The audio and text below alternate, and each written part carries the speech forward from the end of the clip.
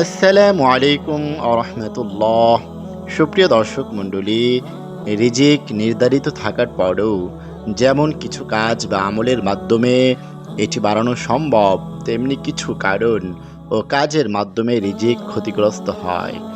আল্লাহ তাআলা পবিত্র কোরআনে ইরশাদ করেছেন, হে নবী, আপনি বলুন, নিশ্চয়ই আমার রব যাকে ইচ্ছা তার রিজিক সম্প্রসারিত করে দেন, আর যাকে ইচ্ছা তার রিজিক সংকুচিত করে দেন, কিন্তু অধিকাংশ মানুষ তা জানে না। পবিত্র কোরআন ও হাদিস থেকে জানা যায়, বেশ কিছু কাজে মানুষের রিজিক ক্ষতিগ্রস্ত হয়, অর্থাৎ রিজিকে বারাকা কমে যায়।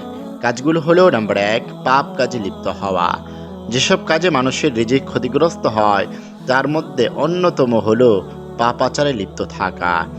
হযরত সাওবান রাদিয়াল্লাহু তাআলা আনহু থেকে বর্ণিত, রাসূলুল্লাহ সাল্লাল্লাহু আলাইহি ওয়াসাল্লাম বলেছেন, সৎ কর্ম মানুষের আয়ুষ্কাল বাড়াতে পারে এবং দোয়া মানুষের তাকদীর পরিবর্তন করতে পারে, আর মানুষ তার পাপ কাজের কারণে প্রাপ্য রিজিক থেকে বঞ্চিত হয়।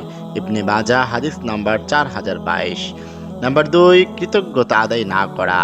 মানুষ যখন প্রাপ্ত নিয়ামতের শুকরিয়া আদায় করে না, তখন তার থেকে সে নিয়ামত ছিনিয়ে নেওয়া হয়, আর এতে ক্ষতিগ্রস্ত হয় মানব জীবন এবং কমে যায় রিজিক। আল্লাহ তাআলা পবিত্র কোরআনে ইরশাদ করেছেন, আর যদি অকৃতজ্ঞ হও তবে মনে রেখো আমার শাস্তি বড়ই কঠোর। সূরা ইব্রাহিম, আয়াত 7। নাম্বার 3, কসম খাওয়া ও ধোঁকা দেওয়া।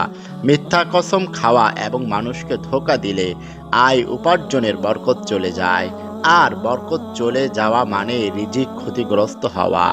রাসূলুল্লাহ সাল্লাল্লাহু আলাইহি সাল্লাম বলেছেন, বেচা কেনা করার সময় তোমরা অধিক কসম খাওয়া থেকে সাবধান থেকো, কারণ মিথ্যা কসমের দ্বারা বিক্রি বেশি হয় কিন্তু বরকত ধ্বংস হয়ে যায়। মুসলিম শরীফ, হাদিস নং 1607।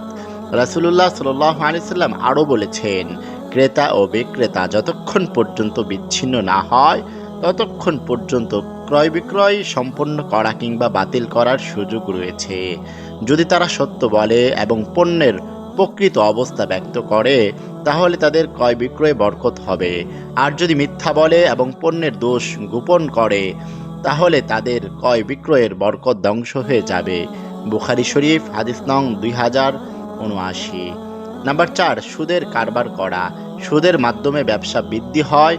আপাত দৃষ্টিতে এমনটা মনে হলেও সুদের কারবারের দ্বারা ব্যবসার বরকত নষ্ট হয়ে যায়। আল্লাহ তাআলা পবিত্র কোরআনে স্পষ্ট ভাষায় বলেছেন, আল্লাহ সুদকে ধ্বংস করে দেন এবং সাদাকাকে বর্ধিত করে দেন। সূরা বাকারা, আয়াত 276। নাম্বার 5, যাকাত না দেয়া। যাকাত ইসলামের অন্যতম স্তম্ভ বা মৌলিক বিধান। যাকাতের বিধান প্রণয়ন করে ধনী দরিদ্রের মধ্যে ভারসাম্য ঠিক রেখেছে ইসলাম। সঠিকভাবে যাকাতের বিধান আদায় না করলে রিজিকের বরকত উঠিয়ে নেওয়া হয় এবং এতে রিজিক ক্ষতিগ্রস্ত হয়। রাসূলুল্লাহ সাল্লাল্লাহু আলাইহি সাল্লাম বলেছেন, যখন কোনো জাতি যাকাত আদায় বন্ধ করে দেয়, আসমান থেকে তখন বৃষ্টি বর্ষণ বন্ধ করে দেওয়া হয়। পৃথিবীর বুকে যদি কোনো চতুষ্পদ জন্তু না থাকতো, তাহলে আর কখনো বৃষ্টি হতো না। ইবনে মাজাহ, হাদিস নং 4019। নাম্বার 6, হারাম উপার্জন। হারাম উপার্জনে রিজিকের বরকত নষ্ট হয়ে যাওয়া প্রসঙ্গে আল্লাহ তাআলা ইরশাদ করেছেন, হে মানব জাতি, তোমরা পৃথিবী থেকে হালাল ও পবিত্র বস্তু ভক্ষণ করো। সূরা বাকারা, 168। স্রষ্টার ঐশী নির্দেশ অমান্য করে হারাম উপায়ে উপার্জন করলে রিজিকে বরকত কমে যায়।